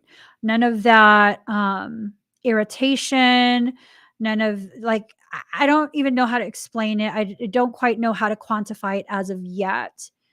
But I feel that change and that shift occurring. It's just a simple conversation. It was a simple conversation. That's it. And it shifted it. Panthera says, "Throw me to the wolves. I'll come back leading the pack." Oh, honey. Throw me to the wolves and I will stay with them in the wilderness. I don't need to come back.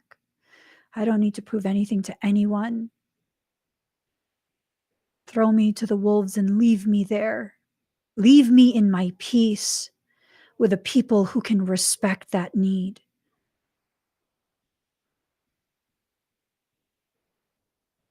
I'm just saying.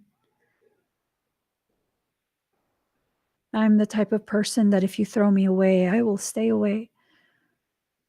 Not to prove that I don't need you, but because I'm busy living the fact that I don't. I don't need anything that doesn't want to be around. I just don't.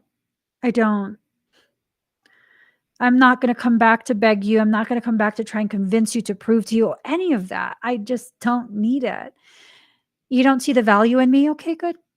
I hope my absence will create space for someone who you can see value in. I'm going to go live my life.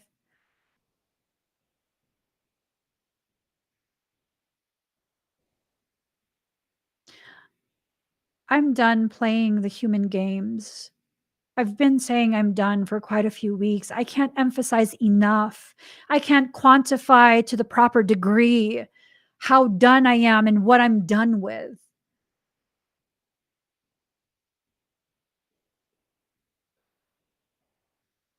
I guess the best way to say it, the most all encompassing way to word this is by simply saying, I'm done playing small. I'm done existing within the limitations and parameters that someone outside of me who never took into account that someone like me could or would exist.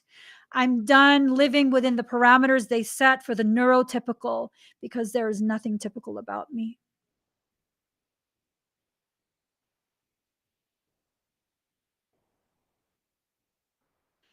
We're approaching that 100th monkey mark. The world's going to change. It's already in the process. Move forward in patience. Move forward with patience, okay? Be patient as you make these forward movements. Allow yourself. Allow yourself to be who you are in your own space, within your thoughts, within your heart. You're wounded, not broken.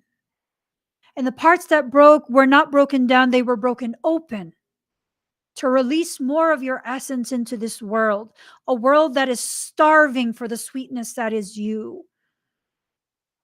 And I'm not talking about that refined sugar sweetness. I'm talking about the honey of life, that sweet nectar.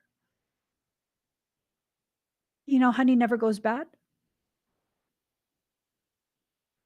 Honey has antiviral, antibacterial, antimicrobial properties. Did you know honey, especially melaleuca, the bees that no, manuka honey. The bees that make the manuka honey, they eat a specific type of flower pollen and it makes it that much more potent. Did you know that manuka honey can be used as a therapy for MRSA? Did you know when I took over my mom's care, she had a bed sore, just one. And so I bought some medicinal grade manuka honey and I applied it to her wound. And within 24 hours, it was already in the process of healing. It was no longer an open sore.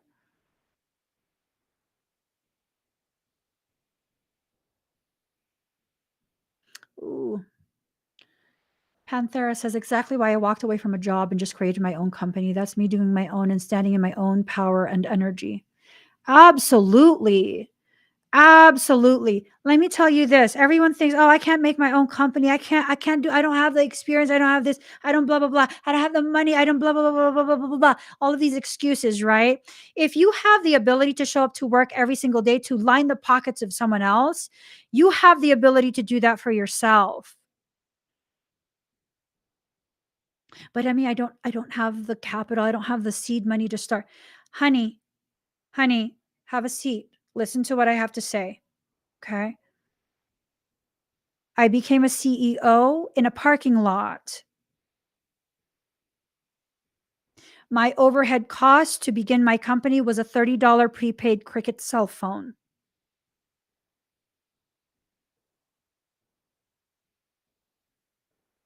X amount of years later, what was that? 2016, 2017.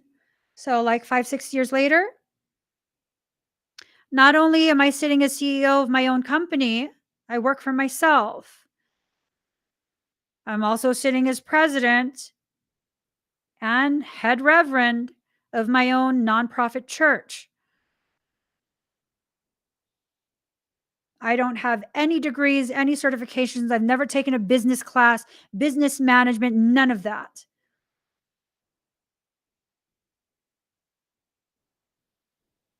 None of that.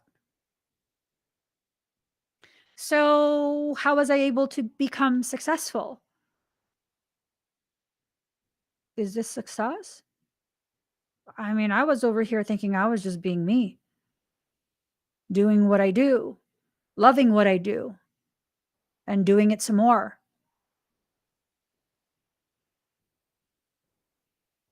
I don't work.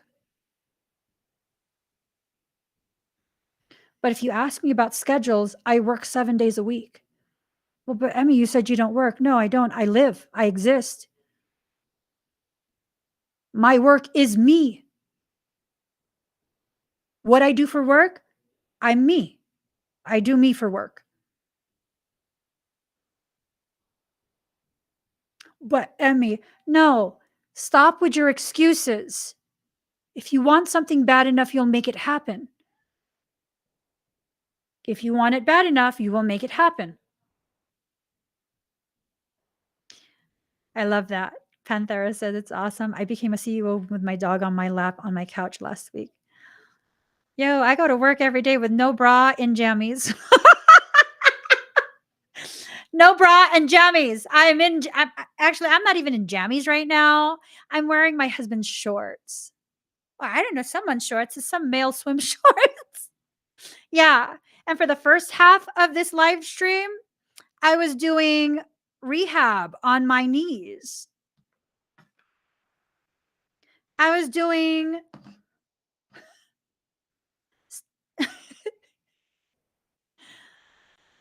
stimulation therapy on my muscles. I mean, can you do that anywhere else? No. I work for myself. And what does that mean? That means I get to spend every day with all of you, my online family. This is not something I need to break from. This is not something I need vacation from. This is not something where I need at least 2 days a week away from this because I'm stressed. I'm not stressed. This is what I do to take care of me. This is what I do. And I know a lot of people ask me, like, you know, don't you need a break? You do so much. You show up every day. No, this is my therapy. This is my healing. This is me. This is what I need. And when I'm not healing in this way with all of you, I'm healing with my children. I'm healing in personal, private sessions with my clients. Every day is a day of healing, and I don't need a break from my healing. I don't need a vacation.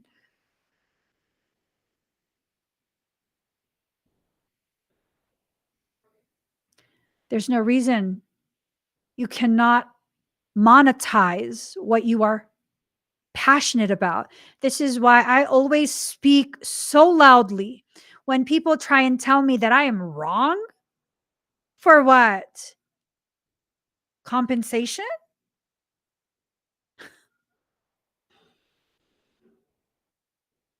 You don't think you're wrong for expecting to be entitled to something for free? But Emmy, that's a gift. That's a spiritual gift. You can't charge money for that. Bitch, I'm not charging for my gift. I'm giving that for free. I'm charging for my time. Well, then why do you charge what you do? Because the time I spend with you is time I spend away from my family. No, that's going to require significant compensation. Yep, is going to require significant compensation. You're taking me away from how many children? How many future leaders are being put to the side for a moment for you? Hmm? So that's how you know why I charge what I charge. I'm raising future leaders.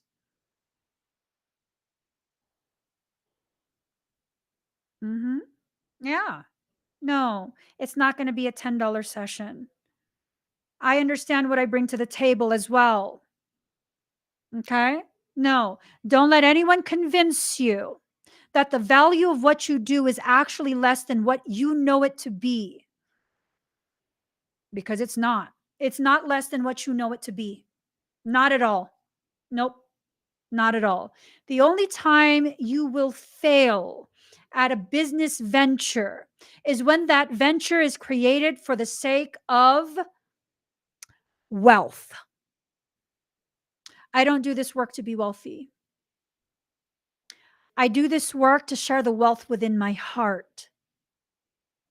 And yes, I have to be compensated for my time. And yes, as adamant as I am about being compensated for my time, I'm also adamant to do free work for those that my heart tells me to do free work for. And no, I don't have to advertise that. I don't need to make sure everyone knows that my life is balanced, because as much paid work as I do like triple, quadruple free work. No, I don't need to tell you the free work that I do. No, this is my life, my journey, my story to tell. Yep. Yep. Ocean Lover says many are going to these people for readings, and the so called readers are leeching off not only their financial resources, but also energetic resources. Yep. Like, well, Emmy, why are you going to charge me that for a reading when I can get a reading for free on Facebook? Go on then. Why are you bothering me? Go to Facebook. But no, Emmy, I mean, I, oh, I can get it for free on Facebook, but they can't read like you. Oh, so that's why you have to pay. Years ago, I was working as a freelance makeup artist, right? And I didn't like to do weddings. I never really did weddings. I didn't like it. I was more interested in work that would be published, print work, online magazine work, things like that, agency work. That's the type of work that I was doing.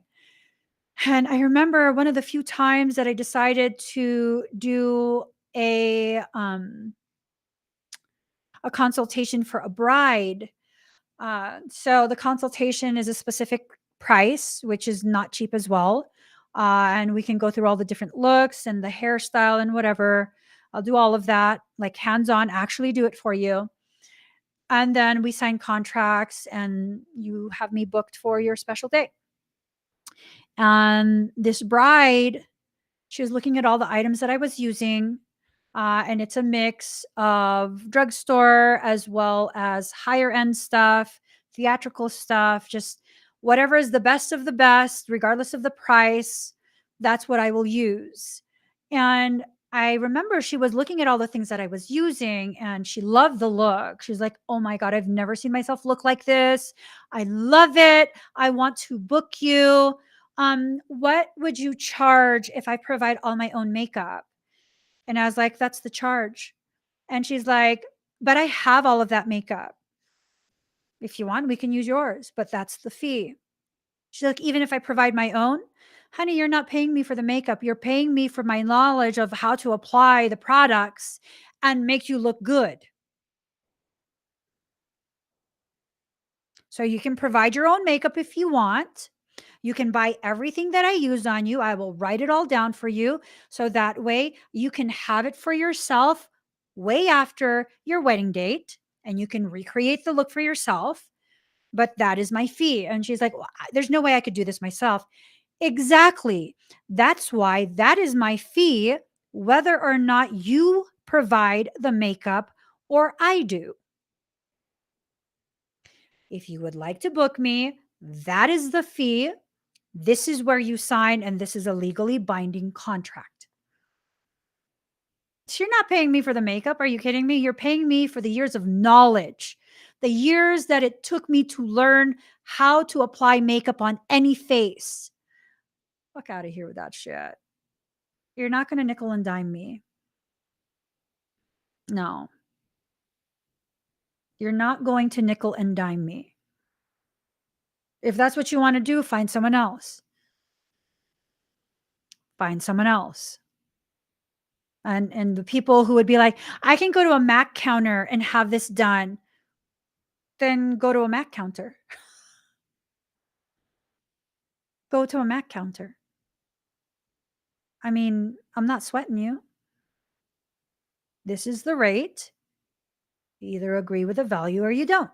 And if you don't, it was lovely meeting you. Truly, it was lovely meeting you.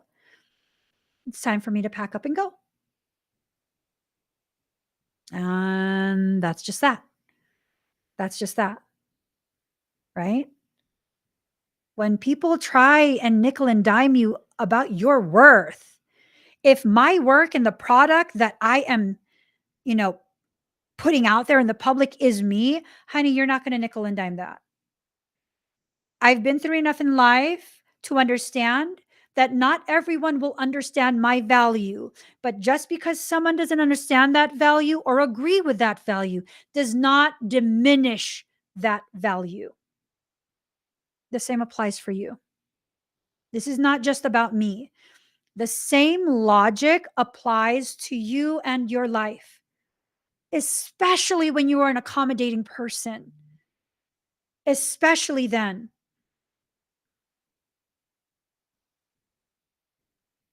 Especially then. When you consistently go out of your way to accommodate the needs and the preferences, do not haggle over your worth. Mm-mm. Not for no relationship, not for no business, not for no nothing. No, no. You know what makes me love my husband so much? One of the things that makes me just, we've been together for 20 something years at this point, and I love this man so much. Like, it's ridiculous how much I love him. I love him to the degree that I do, not just because we've been together for how long, but because every year that passes, he finds more things to value about me. And he doesn't just quietly value it like, all right, she's worthy of me. No, it's this huge celebration of who I am. When I reach other levels of my existence, he keeps pace with me and he's right there with me celebrating that. It's never this thing of, no, you can't change. You have to stay the same wife I fell in love with 20 something years ago. Because if you change, you're different. Like, no, no. Not only do I have the freedom to change and shift and expand and all of these really beautiful things, he encourages it. He protects me from my own lack of self care. Like, hey, you need to end the live stream. You've been live for hours now. You know, those times where I'm doing expedites, where I'm doing energetic work for the people in the public live stream, and he will take that link down. I'm like, why did you take it down?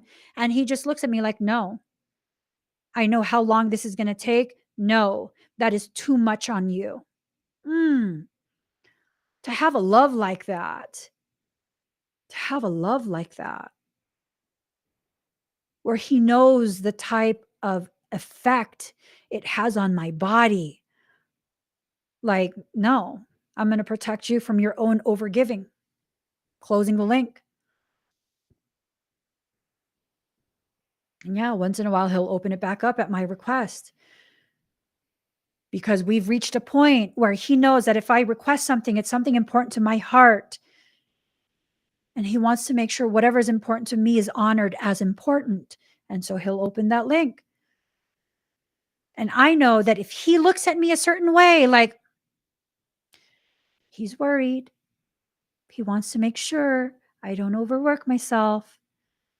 He's thinking of, okay, you just did 4 or 5 hours in private sessions right before you went live today. That's another how many hours? And then I know after the live, you're going to be messaging all these people because you want to give them more of their messages that you wanted to give them the privacy. So you wouldn't say it in the live stream. That's another 3, 4 hours.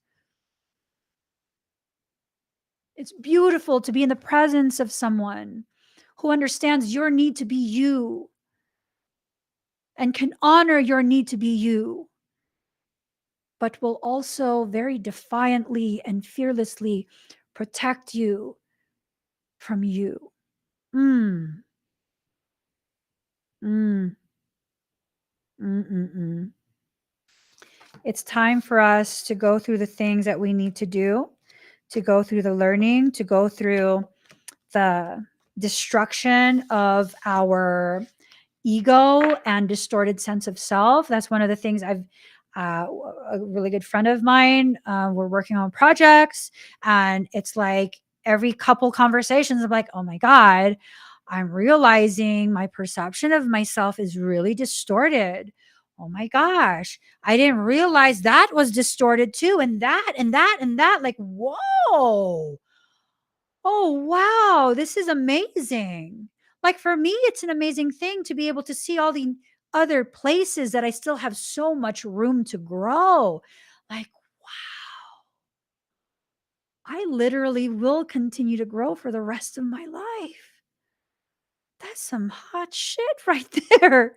I'm serious. That's some hot shit. Like, what? I thought I worked on that. There's still room to evolve that thought. Wow. You know, and it's never this thing of like, wow, it's very, how disappointing. I'm still seeing my life in a distorted way. No, it's like, whoa, wow. Just this awe at how much more room there is for me to breathe as I further grow. Like, wow, it's amazing. Allow yourself to enter into that phase where you begin to question everything and allow that phase to become the stage from which You will present yourself to the world as well as to yourself. It's a beautiful, beautiful thing. It's a beautiful, beautiful thing. When you allow yourself to just be, to lose the need for that illusion of control. I can't control anything. I shouldn't try. Instead, I should make conscious decisions that will help me to navigate through the things that I cannot control. See, trying to control something is futile. Learning how to navigate rough waters, that's badass.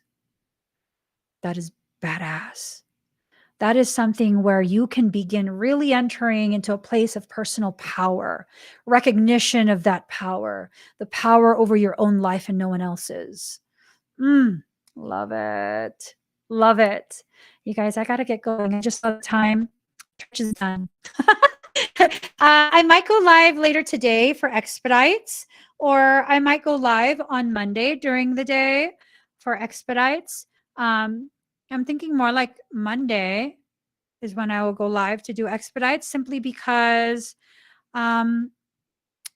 this is one of the very, very rare Sundays where I'm not teaching my certification program. I want my kids to be able to just be rambunctious with me all day. That's a goal. Yeah, I think I've just decided I will go live tomorrow, Monday, May 30th. I'll do expedites. I'll get that ready today. So that way you guys can select whatever expedites you want to partake in. If you want a reading, whatever it is. And if you're not familiar with what my expedites are, so I do private sessions for clients, and that is a specific cost. And I'm aware, very, very aware, that many of us are being forced to work within very strict budgets. And I always want to honor that. I want to be able to honor that by doing live streams where I do expedites. What expedites are they are a very condensed version of the private session. So instead of having a private session, you are purchasing a service at a fraction of a fraction of a fraction of the cost. And I do it all during a public live stream. So, you can still have the benefits of all of that stuff, all of the work, the readings, knowledge, clarity, all of that, but it's at a fraction of the cost. So if you're working with a budget, or if you just want to try out some of my services, see if you vibe with it, it's the best way to go. I usually do it every Sunday, but again, this Sunday, I kind of want to just leave it as a day of rest. I will do it tomorrow. If you want to kind of look at old expedite shows that I've done, you just go on this channel and you look for Spiritual Tea Party. The spiritual tea parties are when we do that, all the expedites. And I always rotate the expedites every week. The only things that are always constantly on the list of expedites are biospiritual scans, ClairTarot readings, and the Emmy eval. If you don't know what you need to get, if you don't know what you need to do, Emmy eval is the safest way to go. I will work with your higher self and do whatever. Okay. Obviously within limits, but I will pretty much do everything that needs to be done in that moment. So that's always a fun thing. If you want to join that, I'll be live tomorrow, Monday. Aside from that, I hope you guys have an amazing, amazing rest of your day. Please make sure you go and check out our raffle. The time is kind of ticking away. I have an entire board that is ready to relocate. They're willing, they're taking that leap of faith. They're putting so much trust into this. This is a must win type of situation. I refuse to fail. No, no. I refuse to fail. Nope. We can only succeed because that's all I will accept, success. And what is our mission? So for this raffle, our mission is to raise enough funds with your help to relocate my board members.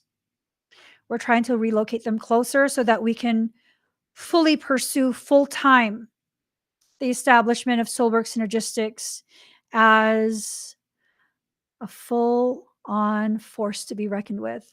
You guys, this is just the first couple steps, okay? The goal here is not to be consistently asking you for donations. No, hell no. You got your own lives to deal with. We do need help in the beginning, and this is the beginning. Our goal as a board is to approach these multi-million dollar, multi-billion dollar corporations and help these corporations to understand we as a board, we as a collective group of socially responsible individuals, we are going to terraform the world. And if you want to be part of the future, support us because we are the future. We are the future manifest at this point. And if you want to be a part of what we bring to the world, which is a change that even our forefathers have not seen, well, then you'll donate to the cause. We're not here to destroy your corporation. We're here to invite you into a new way of being, a way where you can show the people, the very people who made you as rich as you are, corporations, that you actually care about us, that you take our needs into consideration, and that's why we should continue to give you our business. But for now, until we are fully set up, which that's going to be in the next few months, that's the goal. We're pushing and we're pushing hard. For now, we have to start fairly small, okay? What I mean by that is we need all of you to come together with us as a community, support the different projects that we have going on that will help us to launch into our proper place.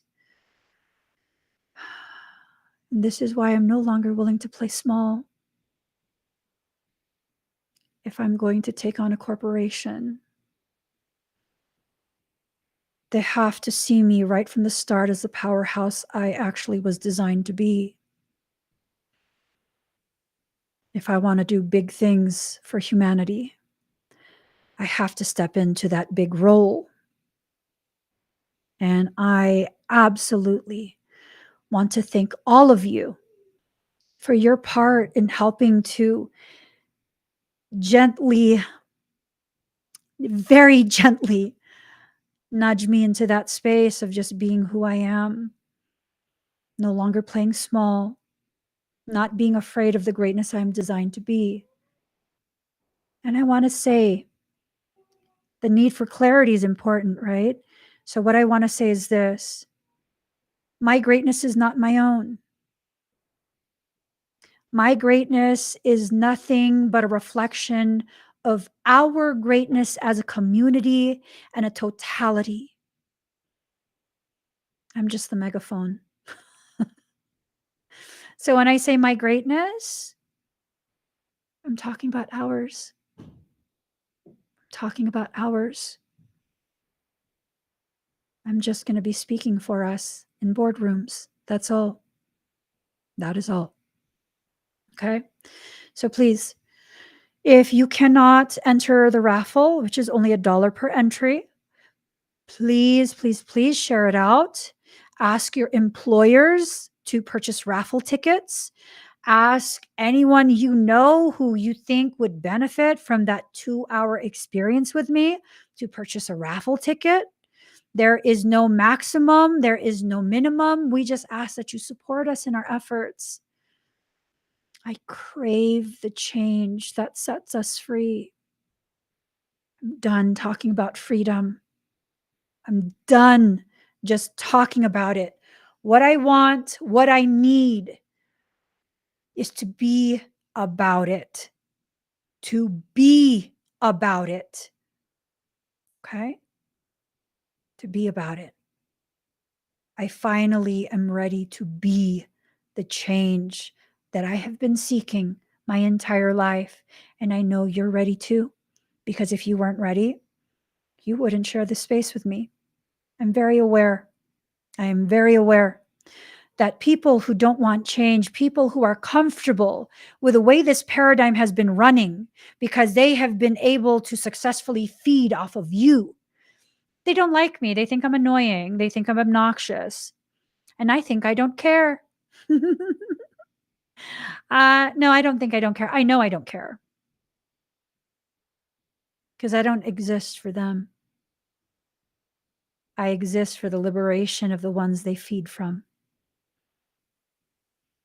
And that alone is reason enough. So you guys, give this video a thumbs up. If you haven't already subscribed, please do subscribe. Turn on that notification bell. Join me when I'm live. If you're watching me from Facebook, please, I don't want a thumb. I want a whole effing heart. Give me the whole smoke and the heat. I want the heart. I want the heat of your love. I want a heart. I want a couple shares. Tag some of your friends, comment, interact with the video, all of that good stuff. Send it to their inbox. You know what I'm saying? Yes. Let a mofo know. Let them know. Change is here. And she's brought with her Emmy. Change is my homie. And so are all of you. So let's change the world. Let's do it.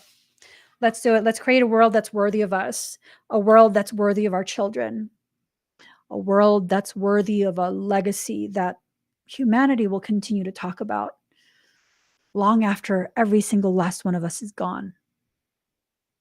You're here at the ground floor. You're part of the foundation. How's that feel to know? To know that because of you, the world's going to change. How's that feel? All these people who didn't understand you and what you were made to do, and they tried to shame you into submission because they didn't know.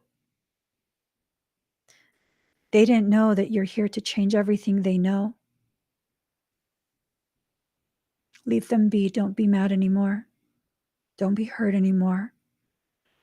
Leave them to their own devices. Their way of life is dying. Giving them that energy is putting them on life support. Let it die. Bury it, have a memorial, and celebrate the birth of a new life. It's exactly how it's going to go. All right, guys, I love you. I'll see you again very, very soon. Check out my channel and my page for an announcement for tomorrow's expedite. I'll get that ready by this evening, and you guys can start shopping. Oh, also, I do have a 40% off coupon running on my website. It's an automatic coupon for private sessions. If you are part of any of my memberships, I do have several memberships. I have several academy programs. If you're in the Kokoro 33 program, if you're in the certification program, y'all got a 50% coupon. That you need the code, and you'll need to log in to the appropriate platform to utilize that code. Okay. So if you want to randomly right now decide to join the soulsanctuary.love and be part of my private ministry recurring contribution, you'll have access to that code because it's in the announcements bar right when you log in. I'm just saying you have another 24 hours for that code to work. It's good for a certification program. It's good for a private mentorship. It's good for the workshop. It's good for so many things that you probably want to use that for. 50% off. Good shit. I'm saying. All right, guys, I'm really going to go. Bye, everyone. I hope you have an amazing long weekend. Stay safe. Don't be a demon whore. I love y'all.